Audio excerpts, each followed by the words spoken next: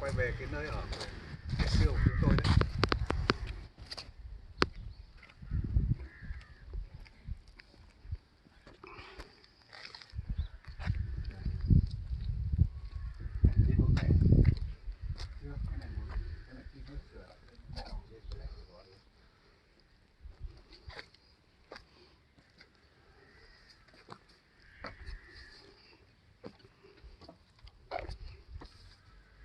Nửa thế kỷ.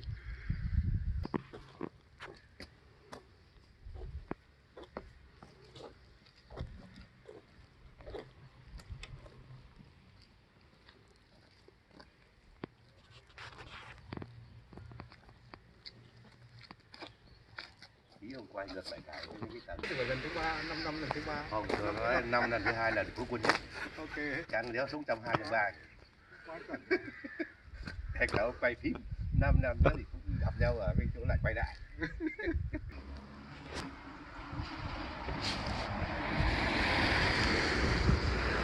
Tí nó quay về chỗ Ông quay cái cảnh lớn lắm.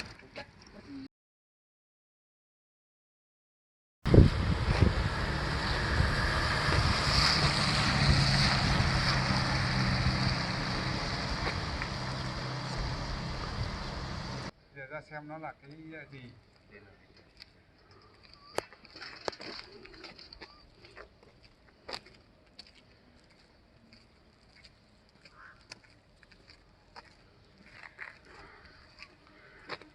Đây, trường học này, cũng tin.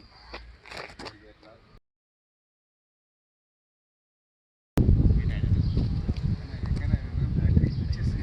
Tây ở đây. Mình ở đây học đây, Tây còn mình ở đây Tây ở đây.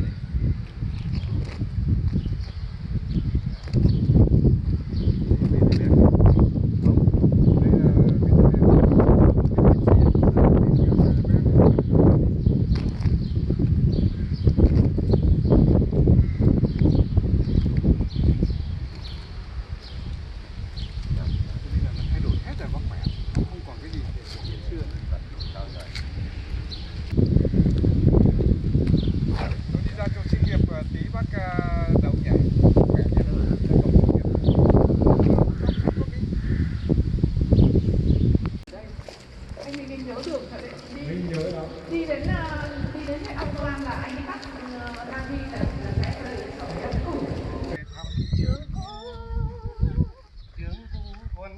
bạn hiểu đâu rồi bao nhiêu kỷ niệm tha phương ngày xưa.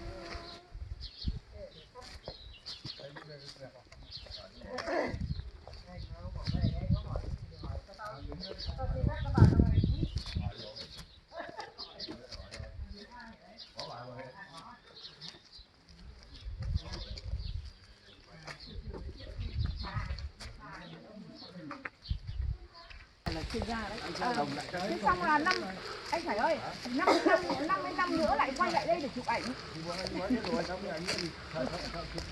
50 năm nữa. Đâu ga đâu đấy? Ga đang kia đang chỗ đang trường đi thẳng ra đấy. Vừa đi ra đấy. Đấy. Tất cả cái hàng hóa Cái xe bây giờ cũng 1.500 không nhiều đâu. Đúng 1.500 không nhỉ? xe máy, đâu xe máy. Cái không có đèn là 1.200. Có đèn đỏ là anh em mình Chụp kiểu ảnh nào hai bà ơi. Hai thẳng đường này bình thường nó xong là thẳng đường này đi bắt đi start khoảng độ 10 mấy cây thôi, khoảng 17 18 cây. À thế ạ? Nhưng mà đi chậm thôi. Có đi nhanh không?